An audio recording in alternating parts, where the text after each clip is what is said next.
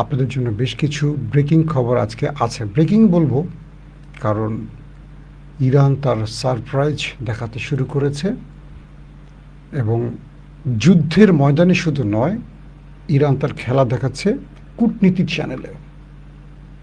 এবং আমেরিকা ইরানের কাছে আবারও ধরাশায়ী। আর বাংলাদেশ প্রসঙ্গে থাকবে বেশ কিছু খবর। প্রিয় দর্শক, হরমুজ প্রণালী নিয়ে ইরান এবং ইতালির মধ্যে টেলিফোনে কথা হয়েছে। ইতালির আমরা সেই বিষয়টা একটু আপনাদের হালকা আগে জানাই, তারপর বাকি খবরগুলো যাব। ইতালির পররাষ্ট্রমন্ত্রীর মতে, অর্থাৎ ইতালির পররাষ্ট্রমন্ত্রী অ্যান্তোনিও তাজানি বুধবার ইরানের পররাষ্ট্রমন্ত্রী সৈয়দ আব্বাস আরাকচির সঙ্গে ফোনে কথা বলেছেন। ইতালির পররাষ্ট্রমন্ত্রীর মতে ওই টেলিফোন আলাপে তিনি এবং তার ইরানি প্রতিপক্ষ হরমুজ প্রণালীর মধ্য দিয়ে যান চলাচলের জন্য একটি পথ নির্ধারণের বিষয় ইরান ও ওমানের আলোচনা নিয়ে কথা বলেছেন এবং আরাকচি এ ব্যাপারে ব্যাখ্যা দিয়েছেন। ইতালির পররাষ্ট্রমন্ত্রী আরও লিখেন যে টেলিফোনে আলাপে লেবানন নিয়েও আমাদের মধ্যে আলোচনা হয়েছে। অর্থাৎ ইরানকে আস্তে আস্তে হয়তো বা বিভিন্ন পক্ষ থেকে সমর্থন দিতে বাধ্য থাকবে। পাশাপাশি আজকে দুপুরে আরেকটি তথ্য আপনাদের দিয়েছিলাম, সেই সংবাদটা আরেকবার আপনাদের বলি। হুতিরা আবার লোহিত সাগরে অ্যাটাক করেছে। বলা হচ্ছে ইয়েমেনের সশস্ত্র বাহিনী তারা বুধবার ঘোষণা করছে যে তারা উত্তর লোহিত সাগরে ইয়ানবুর অদূরে সৌদির তেল ট্যাঙ্কার ওয়াফাকে একাধিক ব্যালিস্টিক ক্ষেপণাস্ত্র দিয়ে আঘাত করেছে। তারা বলছে যে উত্তর লোহিত সাগরে সৌদির যে ট্যাঙ্কার ওয়াফা সেটি তাদের নির্দেশ অমান্য করে লোহিত সাগর ব্যবহারের চেষ্টা করে, যেটা হুতিদের অবরোধের মধ্যে ছিল, নিষিদ্ধ টাইমের, সেটাকে লক্ষ্য করা হয়ে অ্যাটাক করা হয়। 22 জুলাই থেকে সৌদি আরবের উপর নৌ অবরোধ শুরু হওয়ার পর এটি অষ্টম সৌদির জাহাজে আক্রমণ।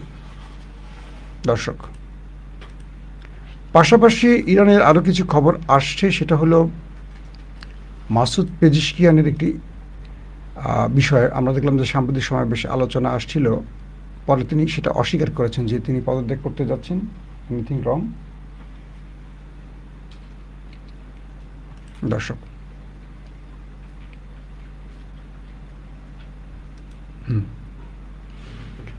মূল খেলাটা হচ্ছে কোথায় আসলে?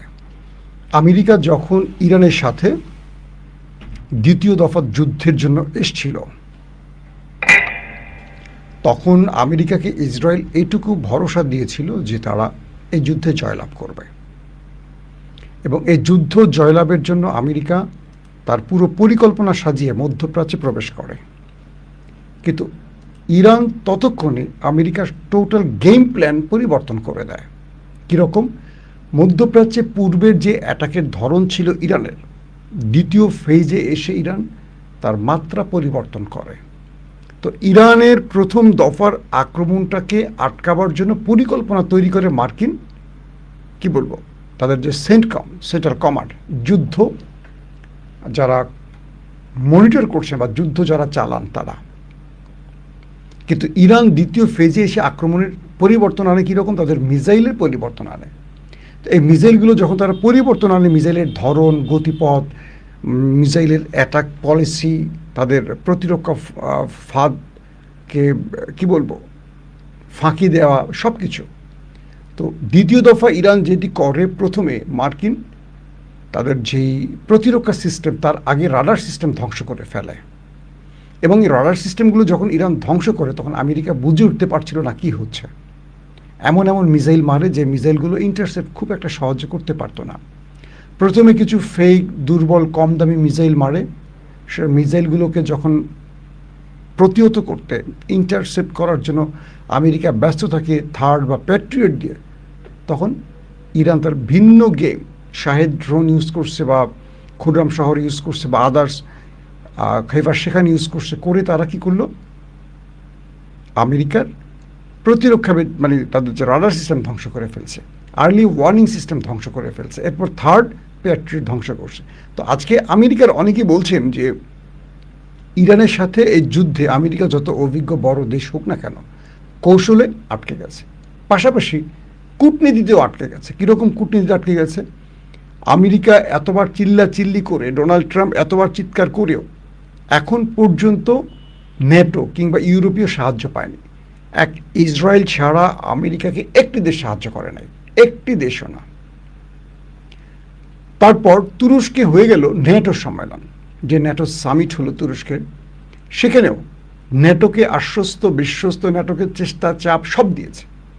ইউরোপকেও ট্রাম্প বুঝিয়েছে এই যুদ্ধে তার অবস্থা বা তার জয়ের সম্ভাবনা বেশি, কি কি করবেন সব জানালেন। আজকে আমেরিকাকে দিয়ে কিছু মেসেজ বাংলাদেশকেও দেব। ইউরোপ এতটা বোকামি করেনি এবার।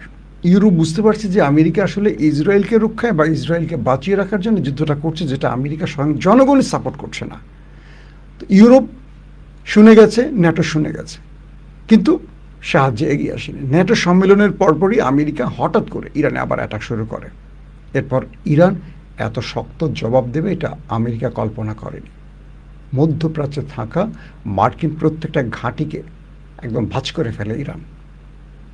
শেষ পর্যন্ত তাদের মিসাইল, থার্ড প্যাট্রিয়ট যে অ্যান্টি মিসাইলগুলো প্রায় 80% শেষ হয়ে যায় ইরানকে মোকাবেলা করতে গিয়ে। কিন্তু ইরান একটার পর একটা মিসাইল, ড্রোন তার স্টোর থেকে, তার মাটির গুহা থেকে বের করে। আমেরিকা অবাক যে ইরানের কাছে আছে কত, এত মারি, এত শেষ করি, এত স্টোরেজ ধ্বংস করি, কিন্তু ফুরায় না কেন?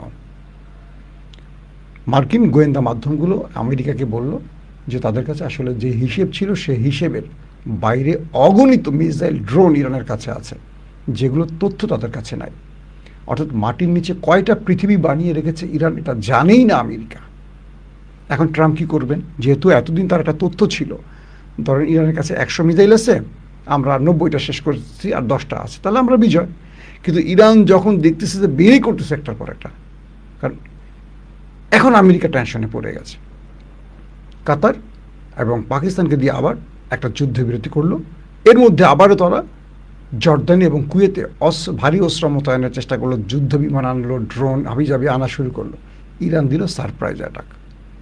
এক অ্যাটাকে দিলে সেগুলো আবার ধ্বংস করে, যুদ্ধ ছাড়াই ইরান নিজেই অ্যাটাক করে সেগুলো ধ্বংস করে দিল। ট্রাম্প গেল মহাবিপদে পড়ে। তারপর ঘোষণা দিলেন একটা বৃহৎ অ্যাটাক করবেন, ইসরায়েল আমেরিকা মিলে পুরো ইরানকে মাটির সাথে মিশিয়ে দেবেন।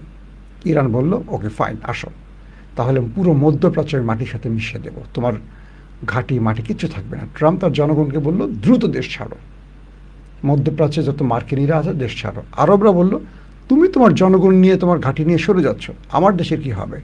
আমার দেশ থেকে যে তুমি আক্রমণ করে আমাকে বিপদে ফেলছো, এখন আমার দেশের কি হবে? পরে সকল রাষ্ট্র মিলে ট্রাম্পকে চেপে ধরলো। এক রাতের নাটকীয় উত্থান পতন সব মিলে ট্রাম্প তার যুদ্ধটা আবারও স্টপ করলো। ইরানকে বলল আসো এবার আলোচনা করি। ইরান বলল ফাইন, আমার সাথে আলোচনা লাগবে না, তুমি তোমার মধ্যস্থতাকারীকে আশ্বস্ত করো, কারণ আমি তোমাকে বিশ্বাস করি না। তুমি এখন আলোচনা করবে, একটু পরে আক্রমণ করবা, তুমি আমার সাথে আলোচনার যোগ্য নও। এই পরিস্থিতিতে ইরান আর আলোচনায় বসলো না, কিন্তু ট্রাম্প এখনও বলে যাচ্ছে যে আমার সাথে দেশটির কথা হচ্ছে, এই হচ্ছে সেই হচ্ছে, বুগিযুগি। কিন্তু ইরান বলছে না, আমরা আমেরিকার সাথে কোনো চ্যানেলে কথা বলছি না, বাট আমাদের কাছে কিছু প্রস্তাবনা আসছে, সেই প্রস্তাবগুলো আমরা ভেবে দেখছি। কিন্তু যে আমরা আমেরিকার সাথে বসবো না, কারণ আমরা আমেরিকাকে এই বিষয়ের জন্য বিশ্বাস করি না। তারপর আমেরিকাকে ইগনোর করে, পাশ কাটিয়ে ওমানের সাথে চুক্তি করে ফেললো ইরান। কি চুক্তি? হরমুজ প্রণালী এখন এই দুটো দেশের কন্ট্রোলে থাকবে, একটা দেশ দিয়ে ঢুকবে, একটা দেশ দিয়ে বেরোবে। সকল জাহাজ, কার্গো ট্যাঙ্ক যা যা আছে, তেল বা জ্বালানি বা পণ্য নিয়ে একটা দেশ দিয়ে ঢুকবে, একটা দেশ দিয়ে বেরোবে। ইরান দিয়ে ঢুকবে, হরমুজ দিয়ে ওমান দিয়ে বেরোবে, অথবা ওমান দিয়ে ঢুকবে, হরমুজ দিয়ে ইরান দিয়ে বেরোবে। তাহলে কি হবে? এই দুই দেশ যৌথ মেনটেন্যান্স ফি নেবে, তারা নিরাপত্তা দেবে, সকল সামগ্রিক বিষয়ে দুটো দেশ দেখবে। এই দুটো দেশ যে টোল পাবে বা যেই মেনটেন্যান্স চার্জ পরিষেবা পাবে, সেটা দুটো দেশ ভাগ করে নেবে। এটাই ছিল ইরানের মূল গেমটা। এই গেমে এখন ট্রাম্প দেখে তার কোনো অবদান কিচ্ছু নাই। ট্রাম্প এখন বসছে মাইন কাছি পায়, কারণ সাগরটা হলো ইরান এবং ওমানের, একটা পাশ ইরান, একটা পাশ ওমান। তাহলে এখানে আমেরিকার কাজটা কি? আমেরিকার কোনো কাজটা, ইরান বলছে তুমি এখানে কে?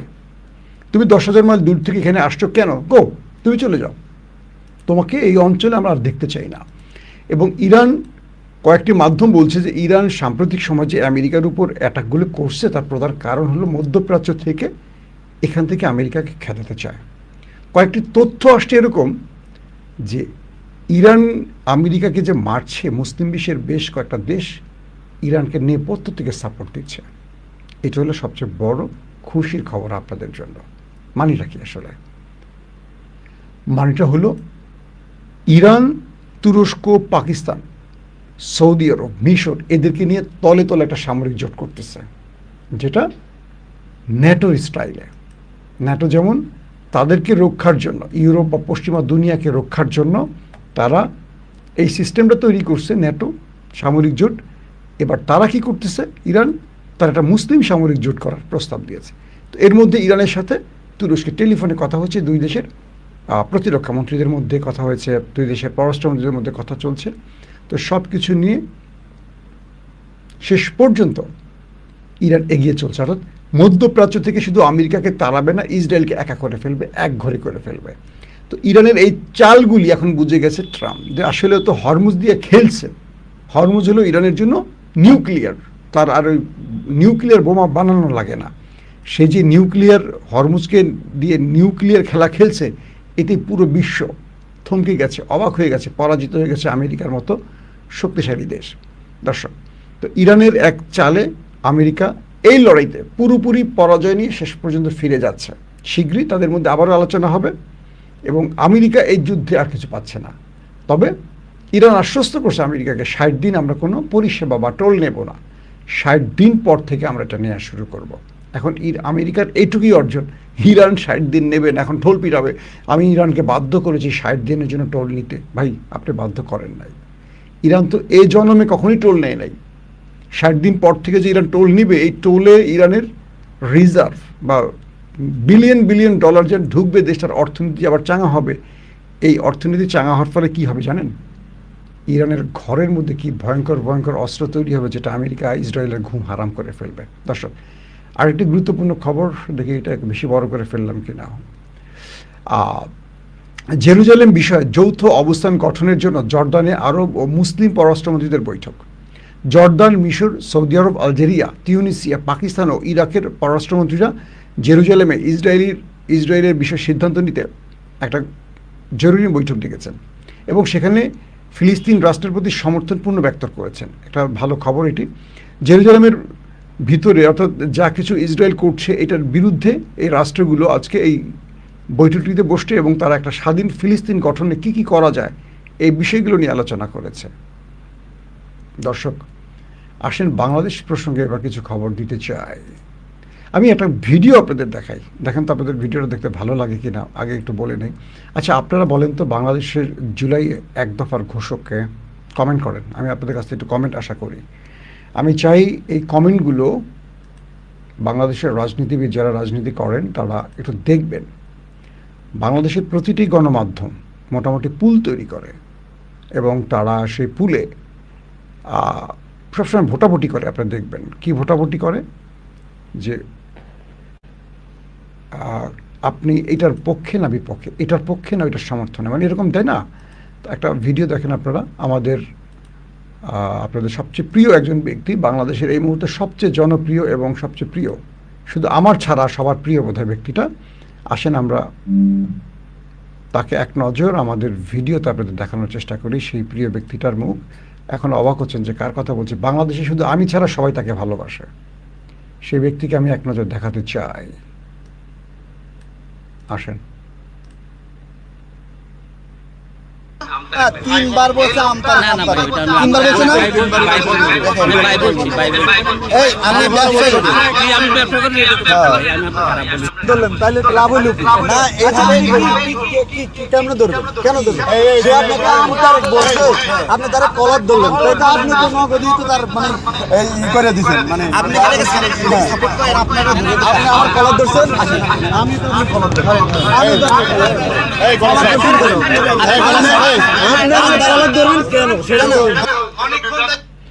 আপনাদের প্রিয় কিনা বলেন আমতারেক। এই বেটাকে একজন দেখে আমতারেক বলছে, তার কলার ধরছে আমতারেক। আরেকজন গিয়ে বলছে, ভাই আপনি তার কলার ধরলেন কেন? আপনাকে সে আমতারেক বলছে, আপনি তাকে একটা কিছু বলতে পারেন, আপনি কলার তো ধরতে পারেন না, আপনি তো তাকে শারীরিকভাবে হ্যারাস করছেন। সঙ্গে সঙ্গে তারও কলার ধরছে আমতারেক। সে আবার আমতারেকের কলার ধরছে। এই লোক নাকি আবার আমাদের এখন সরকার দলের খুব পছন্দের লোক আমতারেক। আমাদের গণ অধিকার 3টা মাল জন্ম দিছে, নুরুর, রাশেদ আর আমতারেক। 3টা মালই পচা মাল, এই 3টা মালই বিকৃত মাল, এবং এই 3টা মাল কি যে কেউ টাকা দিয়ে কিনতে পারে। আর কিছু বলার আছে? আজকের জুলাইয়ের একটি ডকুমেন্টারি প্রদর্শনী আমাদের রাষ্ট্রপতি, আমাদের খুব প্রিয় মানুষ মেজর হাফিজউদ্দিন আহমেদ, তিনি প্রধান অতিথি হিসাবে গেছেন। স্বরাষ্ট্রমন্ত্রী ছিলেন, ইশরাক হোসেন ছিলেন, আখতার হোসেন, অনেকে ছিলেন। প্রোগ্রামটার উপস্থাপনা করছিল আমাদের রাজনীতির দিলদার রাশেদ। যখনই রাশেদ দাঁড়ায় ডায়াসে সবাই ভুয়া ভুয়া স্লোগান দেয়। ইন্টারেস্টিং ব্যাপার, জুলাই ডকুমেন্টেশন, সে জুলাই ডকুমেন্টেশনে আবু সাঈদের কোনো ছবি নেই, তথ্য নেই। প্রেসিডেন্ট দাঁড়িয়ে বললেন আবু সাঈদ হলো জুলাইয়ের প্রতিচ্ছবি। আবু সাঈদের ছবি নেই কেন এই ডকুমেন্টারি? এটা কোনো ডকুমেন্টারি হয় নাই। বললেন বেগম জিয়ারও কোনো ছবি ছিল না। তো বেগম জিয়া এই গণ আন্দোলনের মূল রূপকার। বেগম জিয়া বাংলাদেশের মানুষকে একটা আন্দোলনে উজ্জীবিত করতে আজকে যে তরুণরা নেমেছে তার প্রধান স্বপ্নদর্শী হল বেগম জিয়া। তিনি গণতন্ত্রের জন্য লড়েছেন, আপোষহীন নেত্রী হিসেবে জেল খেটেছেন, আপোষ করেনি না ভারত না ইন্ডিয়ার সাথে। তার কোনো তথ্য ছিল না। সবাই এখন একজনকে তেল মারতে ব্যস্ত। রাজনীতিটা কত ভয়ঙ্কর বুঝতে পারছেন? আগে কি হতো স্লোগান, খালেদা তারেক, এরকম না? এখন খালেদা মাইনাস হয়ে গেছে যেহেতু সে মরে গেছে। ওই ডকুমেন্টেশনে দেখানো হয় বাংলাদেশের যে জুলাই অভ্যুত্থানটা হলো, বিপ্লবটা হলো, তার এক দফার ঘোষক ছিলেন তারেক রহমান। এই ইস্যুতে ব্যাপক শোরগোল হয়, ভুয়া ভুয়া স্লোগান হয়, ধাক্কাধাক্কির অনেক ঘটনা ঘটে, ইশরাক ধমক দেয়, বিভিন্নভাবে পুরো প্রোগ্রামটা হসপস হয়ে যায়। প্রশ্ন হলো 2 বছর আগের যে ইতিহাস আমরা দেখেছি বা আমরা যার সাক্ষী, আমাদের সামনে যদি এই ইতিহাস বিকৃত করা হয় তাহলে সঠিক ইতিহাস 71 ইস্যুতে এই জাতি কি জানল? খুব সিম্পলি একটি প্রশ্ন করছি, যেই ঘটনা আমার নিজের ছেলে দেখেছে, আমার নিজের ছেলে সাক্ষী, তো এই ইতিহাস আপনারা পাল্টাবেন কি করে? 24-এর ইতিহাস আগামী 50 বছর তো পাল্টাতে পারবেন না। আজকে যে ছোট সে তো কালকে বড় হয়ে আরও ইতিহাস সবাইকে বলবে। চোখে দেখা একটি ইতিহাস পাল্টে দিলেন, কানে শোনা সাক্ষী হওয়া ইতিহাস। তাহলে 71 সালে 54 বছর আগে যে ইতিহাস রচিত হয়েছে জিয়াউর রহমানের ঘোষণার মধ্য দিয়ে এবং বীর বাঙালিদের লড়াইয়ের মধ্য দিয়ে, আত্মত্যাগের মধ্য দিয়ে, সেই ইতিহাস নিয়ে কত রকম জোচ্চুরি বদমাশি ভণ্ডামি হয়েছে কল্পনা করেন। তার মানে আমরা পাঠ্য বই যে ইতিহাস পড়ছি তার কত অংশ বিকৃত, কতটুকু সত্য এখন বুঝবো কী করে? এই জাতিকে আল্লাহ হেদায়েত দান করুন। কারণ আমার বিশ্বাস যারা তারেক রহমানকে জুলাই যুদ্ধের এক দফার ঘোষক বানাচ্ছেন, তারেক রহমান এই বিষয়টি কখনো জানতেনও না। মানে তারেক রহমানকে নিয়ে যে এই ডকুমেন্টেশনের নাম ঢুকে তাকে যে ইচ্ছাকৃত পচানো হলো, এটা তারেক রহমান নিজেও হয়তো জানতেন না। কেউ হয়তো অতিমাত্রায় চামচামি করতে গেছেন, অথবা তারেক রহমানকে বিতর্কিত করার জন্য কৌশলী কাজটি করছেন, যদিও এটি সরকার পক্ষ করছে। একটা বিষয় কি, রাজনীতির সবচেয়ে বড় জিনিস হলো চামচামি। ধরেন 2 জন ব্যক্তি একটা জায়গায় বা একটা দলের নেতা, যখনই একজন ব্যক্তি দল থেকে আউট হয়ে যায় বা পদবি পায় না, তার পিছিয়ে যে লাখো কর্মী আছে তারা দেখবেন ঠাস করে সুইং করে আরেক দলে চলে গেছে, মানে আরেক নেতার পিছনে চলে গেছে, ওই নেতা একা হয়ে যায়। আবার দেখবেন যে নেতা এতদিন ভাত পায়নি হঠাৎ করে পদবি পাইছে, দেখবেন রাশেদের পিছনে একটা লোক খুঁজে পাওয়া যেত না। আমার নিজের মনে আছে রাশেদ বা গণ অধিকাররা যে আন্দোলনগুলো করতো 70%, 80% জনগণ দিত জামাত শিবির। তাদের কাছ থেকে চাইতো যে আমাদের কাছে জনশক্তি দেন, কারণ এদের কোনো লোকজন তো নাই। আজকে রাশেদ দেখেন কোথায় হিট করে। এটা হলো রাজনীতির সবচেয়ে খারাপ জায়গা। রাজনীতিবিদদের বিশ্বাস করবেন না, এদের কথায় কখনো জীবন দিবেন না। দেয়নি তো মানুষ। 15-16 বছরে জামাত বিএনপির ডাকে কেউ নামতো রাস্তায়, ওদের দলের লোকেরা নামতো, সাধারণ মানুষ নামে নাই। সাধারণ মানুষ নামছে আমাদের এই নাহিদদের ডাকে, নাসিরউদ্দিন পাটোয়ারি, সার্জিস হাসনাত, আসিফদের ডাকে, নেতাদের ডাকে নামে না। কাউকে চিনি তো নাই, ছেলেদেরকে আমরা চিনতাম, তাদের ডাকে নেমে গেছে, অজস্র মানুষ প্রাণ দিয়েছে। রাজনৈতিক নেতাদের ডাকে নামে না। আসেন 1 জুলাইয়ের আমাদের এক ত্যাগী পরিবারের ছোট্ট একটা বক্তব্য আপনাদের শোনাতে চাই। এই বক্তব্যটা আসলে আমি শেষ করতে চাইবো এই ভিডিওটা দিয়ে। এখন জুলাইয়ের যে ইতিহাস নতুন করে লেখা হচ্ছে, সেই ইতিহাস আমি জানি না তারেক রহমানকে যারা পচালেন এই কৌশলে, এটা কিভাবে, মানে এই বিষয়টিকে এখন তারেক রহমান নিবেন, এটা আবার মাথায় একটা প্রশ্ন।